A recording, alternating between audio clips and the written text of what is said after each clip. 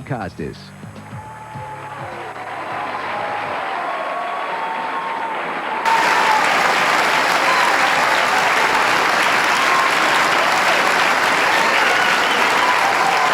Well,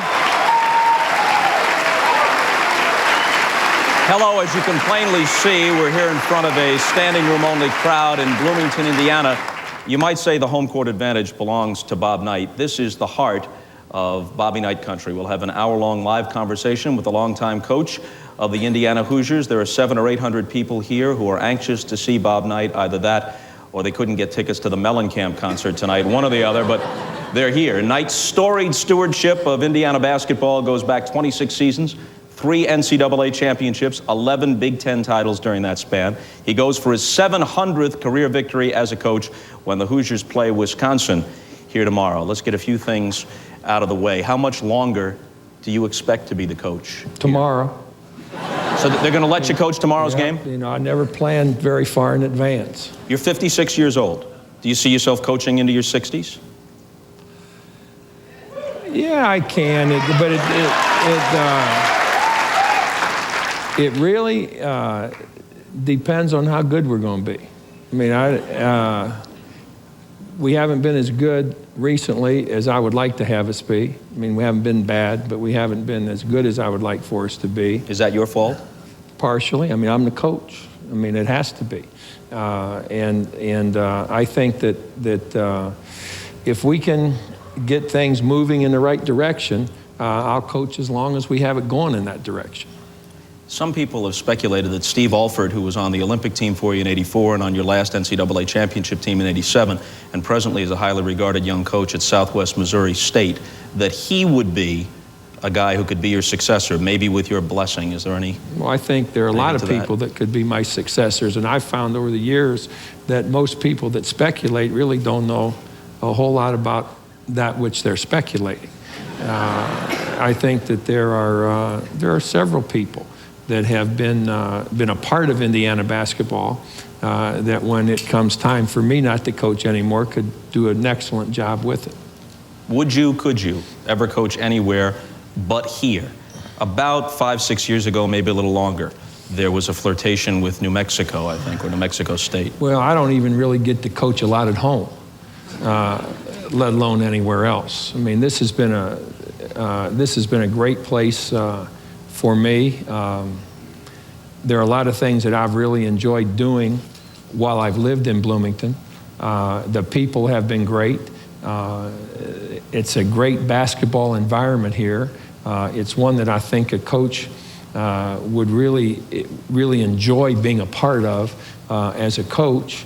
Prior to my coming here, I was involved with a job here or a job there or a job someplace else, and one or two I might have taken and wasn't offered. A couple I was offered and didn't take. The moment that I became involved with this job, I knew this is what I wanted to do, and I've been. I could not have at the time when I was coaching at West Point, if somebody had given me a year to go out and find a job that I would really like. I couldn't have found a better situation than this one, all things put together. So however long you continue to coach, this is it? This is the last stop? Yeah, you know, it's been the last stop for 26 years. I mean, if I was going to go, I would have gone sometime before. I like basically what the people I think appreciate what we've tried to do with basketball here and how we've gone about it and the kind of kids that we've had play here and have playing right now. And that's meant a lot to me. It's been an environment that I've enjoyed putting a team together within the confines of. There's a theory that goes something like this about you as the 90s draw to a close and we reach the year 2000. This is even among your admirers. Bob Knight has probably made his last trip to the Final Four through no fault of his own. He's one of the greatest coaches of all time. But with the changes in college basketball, Bob Knight can't, maintaining the principles about academics and the way he likes to approach basketball, he just can't consistently get the kind of kids that give you a run at the championship. Top 20, yes, but he'll never have the great teams he used to have. Well, the last time The last time that we had that kind of a team was in '93. So that's only 4 years ago. That was in the '90s. I think we had the best team in the country in '93 until Henderson was hurt. We were very, very tough to play against that year. Since then, we've been a little bit like what you're saying. We've averaged 20 wins a year. We've been in the NCAA the 3 years following that, and we got to see what happens this year. But no, who knows? I mean, it's getting to the finals in anything, the Super Bowl, the World Series, whatever, is a very, very difficult proposition at best. And there have been some outstanding teams that have never gotten there. Even since '93, the lay of the land has changed. More and more kids are coming out after their freshman year, after their sophomore year. Some super talents are bypassing college altogether. That's because of the change in circumstances in the NBA. So '93 is only 4 years ago, but it might as well be 15 or 20 years ago because the circumstances have changed. No, I don't agree with that. If that were the case, we've gone to the finals in '73, '76, '81, '87, and '93. So we've gone to the finals 20 years apart from the first time, and there were a lot of changes that took place in those 20 years. I think it's very possible that we can put a team together, and I don't think it has anything to do with kids leaving or kids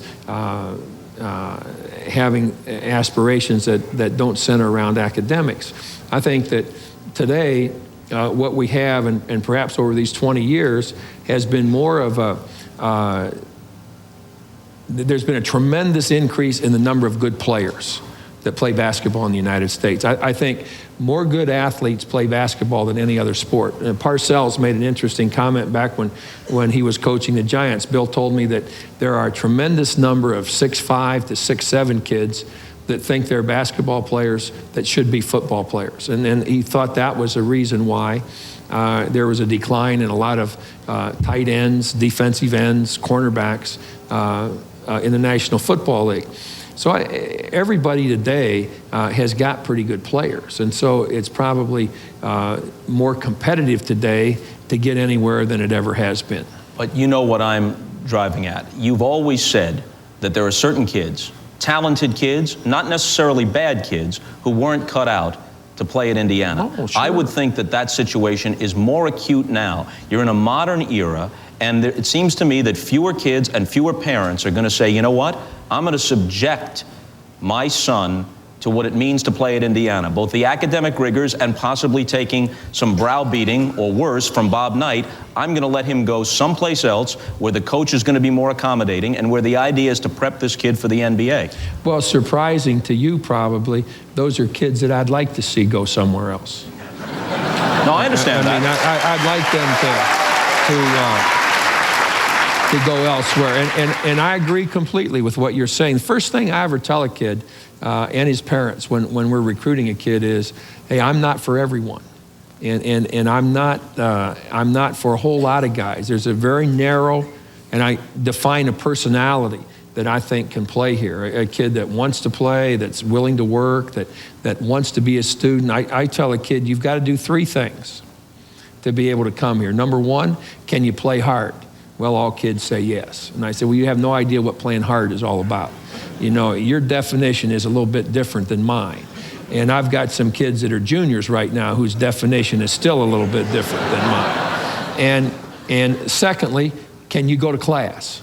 Yeah, I can go to class. I have no, well, you know, the kid's never been away from home before. He's never been around other people that are cutting class and skipping class. So he thinks he can go to class, but then I tell him, well, you're going to have to go to class. Just keep that in mind.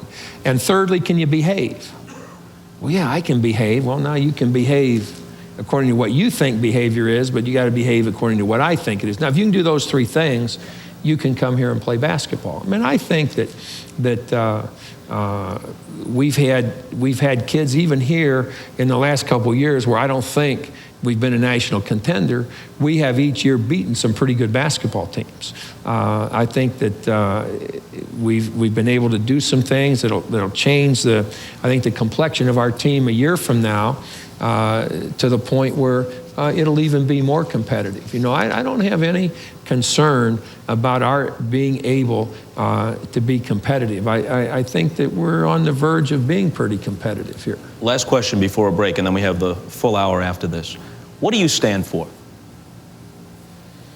Well, you know, I think it's always hard for somebody to be able to describe what they are or what they think they are. What I think I would like to stand for is something like this. We got a job to do. Let's do it. Let's don't bitch about doing it. And when we get it done, let's go on to what the next thing is for us to do rather than sit and pat ourselves on the back for what we've just done. I didn't realize this until I picked up the paper this morning, and they said it was National Sportsmanship Day today. A lot of people would say that much of what you represent is what the ideal of athletics should be about, but that there's another part that contradicts that and is anything but sportsmanlike. What does it mean to you, and how would you respond to that? Well, I don't think, and I gave up long ago trying to be all things to all people. I mean, St. Thomas Aquinas, I'm not, and never have I pretended to be. And I think that as a coach or as a teacher, you've got to make some decisions in a classroom or on a basketball floor that you think are best for these kids. It's not a committee decision. It's right now, what can I do to get the most out of this kid? As I said, most kids don't know what playing hard is all about. I don't think that most kids left to their own devices are really going to get to the true extent of their potential. I think they have to be pushed. I think they have to be sometimes conned a little bit into it. I think they have to be forced into it. And then hopefully they realize at some point, hey, I can do this. This is something that I think I can do, and I didn't think I could do it before. Got to take a break, but we'll continue on this topic in a moment with our conversation with Bob Knight. And remember, you can join the conversation by logging on to our live chat session at MSNBC.com. Back after this On earth is gone, and my activities here are past. I want they bury me upside down, and my critics can kiss my ass.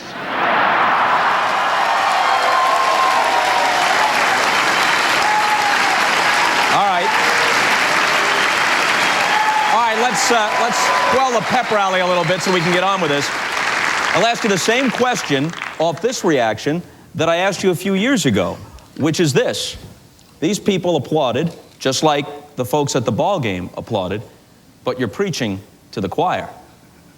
Who in the state of Indiana, if you're out of line, the athletic director, the president of the university, the governor of the state, who's gonna put Bob Knight back in line? Well, I think there have been a lot of times. We've had really good presidents here. We've had good athletic directors. They've talked to me about things from one time or another. The thing you have to keep in mind is, I never really have killed anybody. I mean, that sometimes amazes me that I haven't. I mean, and I've yet to be arrested. I mean, well, Puerto Rico, but. Well, I mean, not within this jurisdiction. I mean, in the civilized world.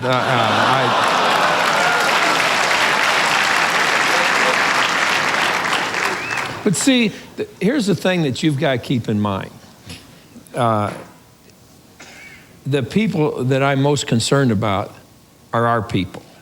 These people, the people in Assembly Hall, the kids that have played for us, the people that are really, really interested in Indiana basketball. I can't pay a whole lot of attention to people that have never been around Indiana basketball. I mean, there's probably one or two people that don't think you're a very good broadcaster. I mean, there's no accounting for these things. I understand that. That's the point I'm trying to make. But you can't. I mean, you do your job, you do it well. You have to make some comments that not everybody agrees with from time to time. And maybe there's somebody that has a real legitimate... But there's a difference between staking out a controversial position, standing for something, being principled, which even those who don't agree with you have to respect and admire if they're fair-minded, and just simply misbehaving. You said in the last segment, You ask of your players, will you play hard, will you go to class, and can you behave? And a lot of people, leave your harshest critics aside, people who respect and admire you say, that's the eternal, infuriating contradiction with Bob Knight, that he reminds the players of what their responsibilities are, but there are times when he seems to forget what his responsibilities are. Give me an example of those times. I mean, now, let's keep in mind that I've coached, I don't know, I've probably coached 1,000 basketball games. What percent? Well, I wasn't going to go down a laundry list of these things, because we have covered them before in other settings, and you recently did a program with Roy Firestone on ESPN and went through the whole thing. But without going through them one by one, there have been a half dozen incidents at least that focused a spotlight on what people consider boorish or bullying behavior, which even your strongest defenders wouldn't want to try to defend, and their contention would be, why undermine what they believe is the basic truth about you, that you're a person of principle and integrity? Why undermine that by going off the spool? Isn't it part of your responsibility to rein that in? Is there a question in all this? That's the question. I mean, in all this, is there a question somewhere? You know, in all of the times that I've been in the public spotlight with games or whatever, I'm really glad there are only a half a dozen times. I think that's pretty damn good. You know what? Whoa. We're losing time if you all react that way. You know. Well, I think it was a good reaction. I mean, I think that was fine. Then here's what we'll have to do. They're telling me that we have to go to a commercial within 30 seconds, and there's no way to pose a question, especially the length of the last one, and have you respond to it in that period of time. So we'll take a break and pick up on this when we come back from Bloomington, Indiana on Internight.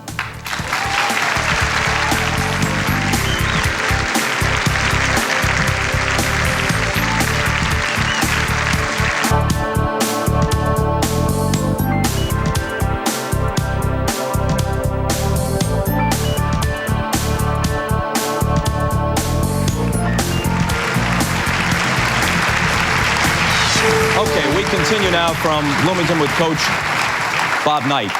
You said recently, look, as long as I'm winning, and you've always won to one extent or another here, as long as I'm winning, then these occasional incidents and whatever the quirks of my personality are, those are eccentricities.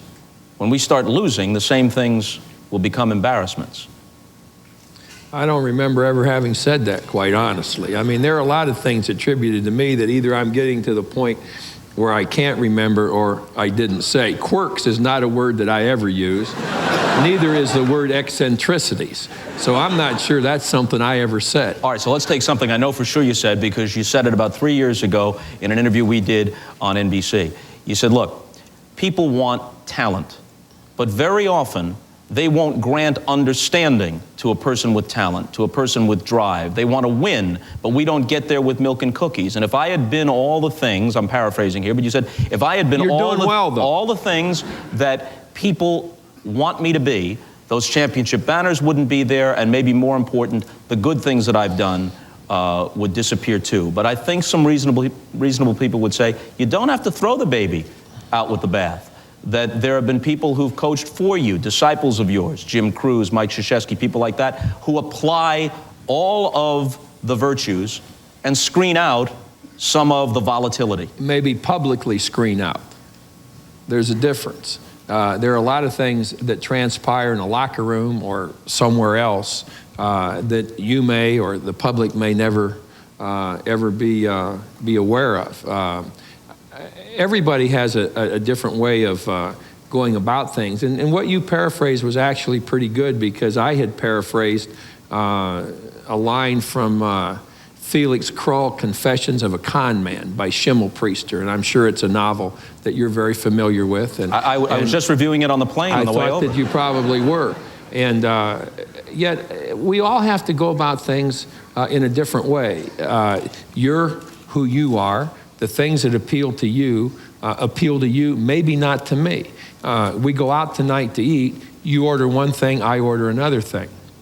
I approach a situation one way, you approach it another. But the thing that's something that always kind of stuck with me was a thing that a coach gave me years and years ago, and it goes something like this. Bullfight critics row on row crowd the enormous plaza full, but there's only one man there who knows, and he's the one who fights the bull. And I think that I'm in a situation where I make a quick decision, and I'm sure there are a lot of people that say, well, what the hell is he putting him in the game for? Or why the hell is he taking him out of the game? Or whatever. And then it can go on to something else. It can go on to, I was ejected from a game the other night. Shocking. Well, in these 1,000 games, I've probably been ejected maybe 4 or 5 times. That's all? In 1,000 games. Really, that's all? Yeah. Oh, yeah. Yeah, one time, and the greatest ejection of all was in El Paso in the Sun Bowl. And as I was ejected, Don Haskins is standing. I have to walk past Haskins to get out. The Texas El Paso coach. Texas El Paso coach who just recently was elected to the Hall of Fame, and it was a very, very deserving nomination and election and should have happened years ago. But Haskins is standing. For those of you that might remember this years ago when we were playing down there, I'm thrown out of the championship game. Haskins is standing with his give me your thing just a second, I'll give it back. See, I'm doing this without notes. Haskins is standing with his folder on his stomach. And as I walk past him, we're going out to eat after the game. As I walk past him, he says, "You lasted a hell of a lot longer than I would have." So that was my most enjoyable ejection. But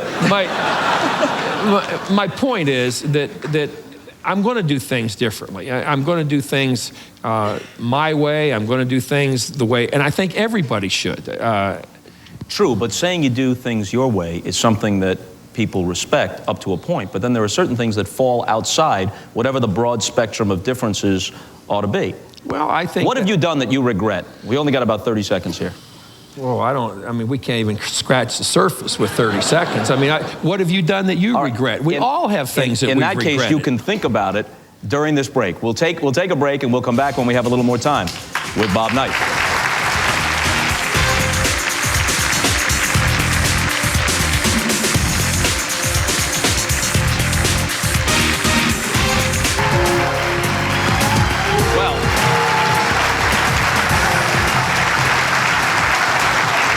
Since this is MSNBC, there's a live chat session going on the website, msnbc.com. And one of the questions is the very question that we left off with. We're back on regrets. You know, that's exactly. Well, this is what one David Reeser, who's checking in via the internet, says. Is there anything you regretted doing during your coaching career? And if so, why? America wants to know. Well, America. You know, I think the thing is not an incident. It's not a singular thing. I once talked with a coach who was a friend of mine about this, and not surprisingly, he kind of felt the same way that I did. I've always been a guy that thinks I've got to be very emphatic to get you to do what I think you should do and what you have to do. I'm not going to come over and pat you on the back and say, "Now, Bobby, do this again." You know, I may do that once, but I don't have quite enough patience to do it a second time. And so I think, Karen, my wife, has a great saying, you know, the horse is dead, get off. I mean, I've heard that I can't tell you how many times, and I kind of like it. I just got her a little plaque not long ago that said, the horse is dead, get off. I have a tendency to stay with something too long. I have a tendency to really get on kids in trying to get this end result that we want, or that I want. And there are a lot of times when I've walked off the practice floor saying, I wish I had that moment back. I wish I hadn't been as hard on those kids. So do you call the kid? Do you call him in his dorm? Do you pull him aside when he comes to practice the next day? Maybe the next day I'll go past and whack the kid on the butt so he knows I like him. Or I may say something to him, or I may... Kind of a soft, squishy Phil Donahue, Alan Alda kind of moment, huh? No, not quite. You know, I think that anybody that's ever been to one of our practices would probably... We all have a tendency, if after tonight's show I do something that has been a really idiotic thing, that's the thing that most people are going to remember. Or you really screw up something here. But everything else can go well. So a kid does something, and then I think I go by the kid and maybe I say, John, that was a hell of a screen, or that's the way to block out, and I really believe that, see, I played for a coach, Fred Taylor at Ohio State, who's a great coach. I think he's one of the great coaches ever, and did more for basketball in the Big Ten than anybody that's ever coached in it.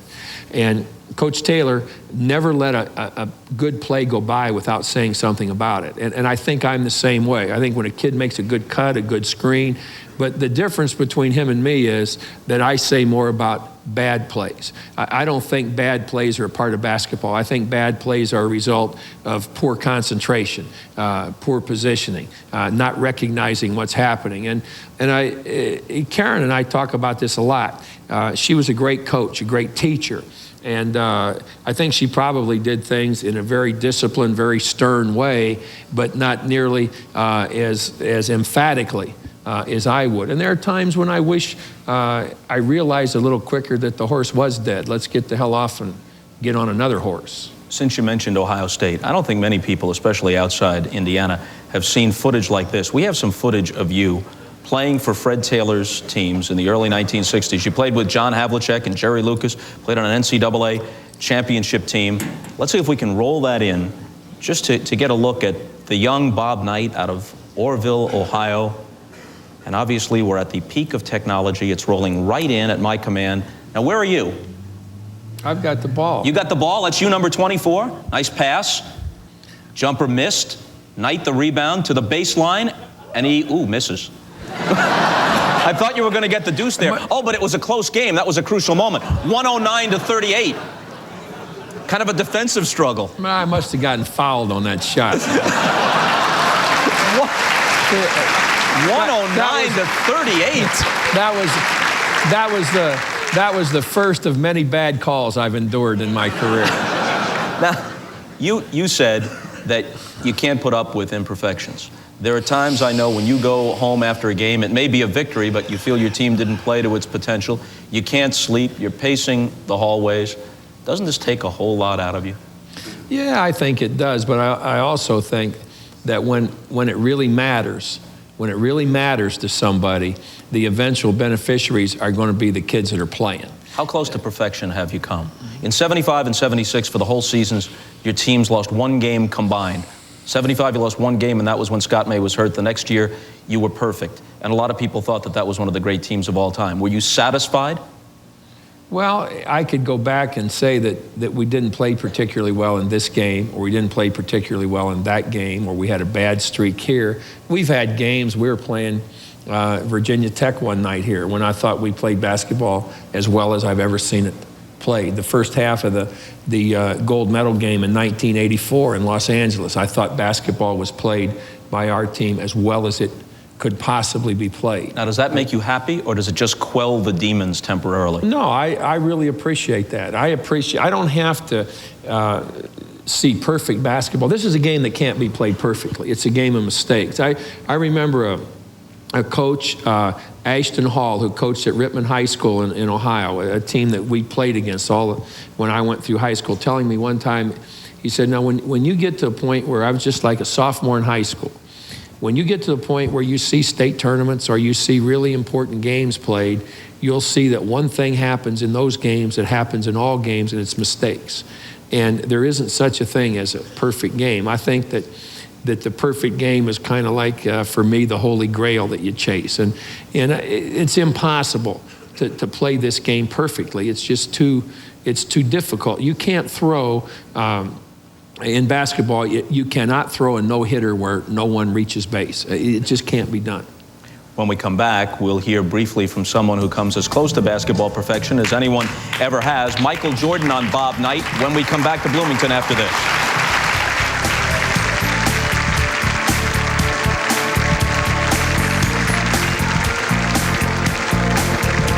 Understand that he wants best for you, and it's not just a personal thing, but he just wants you to be a better basketball player.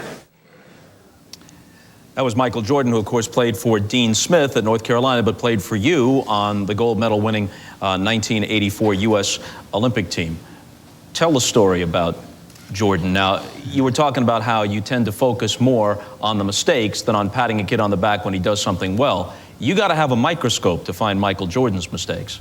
Yeah, Michael Jordan's the best player that's ever played anything, any team sport. You know, you might get Nicholas playing at his peak over 15 or 18 years, but an individual sport. Maybe only Babe Ruth and Jimmy Brown have ever come close to Jordan and his ability in a team sport. Gretzky, maybe. Yeah, Gretzky, I'm sure.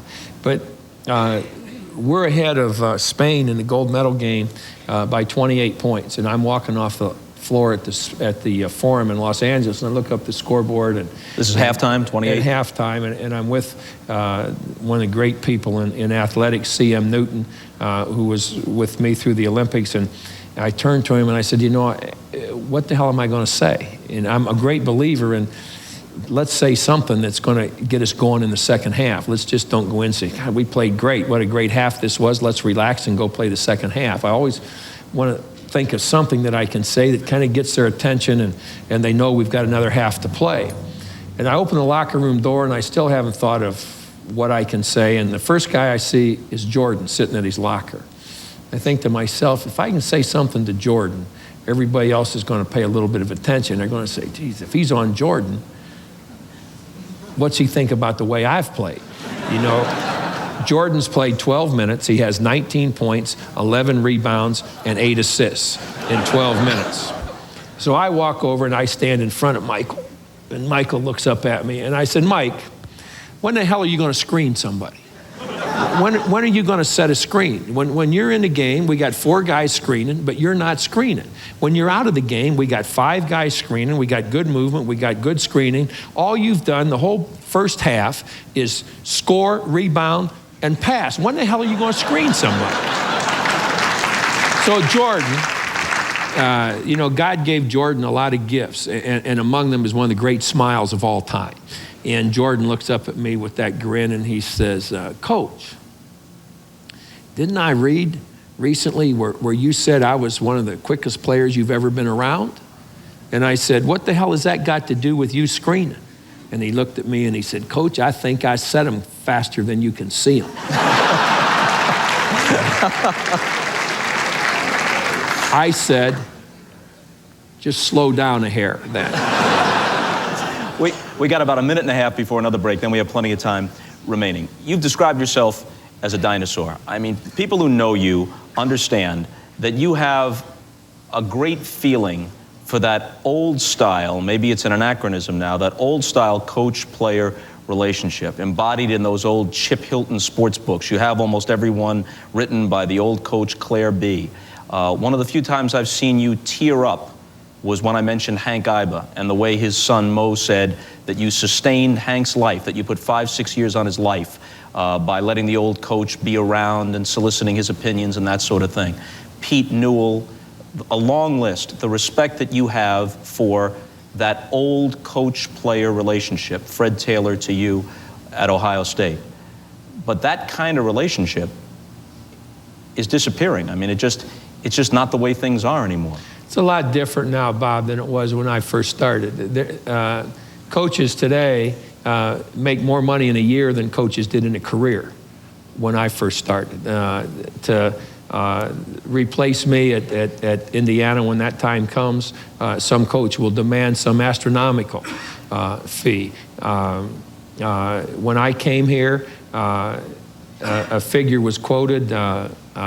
We'd talked about the job. There were 4 people on the interview committee. Bill Orwig, who's a great, great athletic director and a guy almost like a second father to me, turned to me and he said, well, what do you think you should be paid as a coach at Indiana?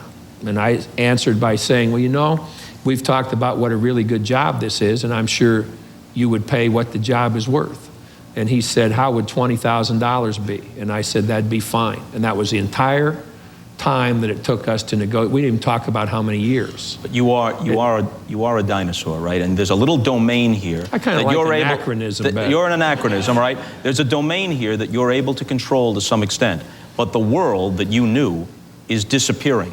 That sometimes gruff, but at the bottom, in your idealized view, loving and caring relationship between the coach and the player, the big brother to little brother, that whole kind of connection that notion of the 50s and 60s was about, is disappearing. Well, I think there's too much at stake now. I think the NCAA, the attention that the media gives to sports, not just college basketball, but to sports in general. Like, a kid no longer comes to college with people wondering, well, I wonder what this kid is like. I wonder, we'll see him play on the freshman team. There is no freshman team. We're really anxious to see this kid play. Kid comes to Indiana, or he goes to any other school playing at the level that we're playing at, and he's the 37th ranked player in the country.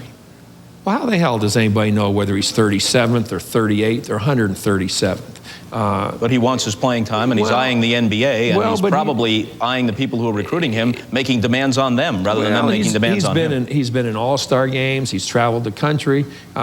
He's so highly publicized before he ever gets to college. When I was in high school, and for a long time thereafter, I didn't know, when I was a sophomore in high school, 1956, there was a great player here in Indiana that I had never heard of. And I really followed basketball. I'm going to stop you. We'll pick it up on the other side because they're screaming in my ear to take a break. And, you know, you do what the coach says. Back after this.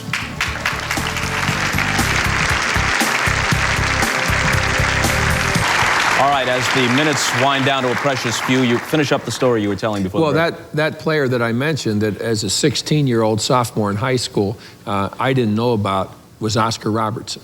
Now today, Oscar Robertson would be one of the most publicized, maybe the most publicized high school athlete ever. And everybody would know about the guy. And so many times I told one of our kids, Jason Collier, I said, Jason, if I'd recruited you very honestly, I would have said you're not ready to play. You don't run well enough. You're not strong enough. You're not. But today's kid comes in, and it's like he's already an All-American. He's just one step away from that. And the next step is, and kids don't have the opportunity today to grow and develop and learn in some sense of anonymity like they did when I was going to school. Let me go back to what I've always thought, we talked about it earlier in the hour, is the essential question about you. But let me give you your due in setting it up. In 26 years here, only 2 kids who played 4 years did not graduate. There isn't anyone who has ever suggested a hint of a recruiting scandal or any improprieties. Winning at all costs doesn't apply to Bob Knight. Trying very hard to win within the world as you understand it definitely applies, but winning at all costs does not. When a player here was guilty of domestic violence, unlike at some universities where players like that were cut slack and allowed to come back and excel on the field of the court, that player was out, even though you could have used that player to win games.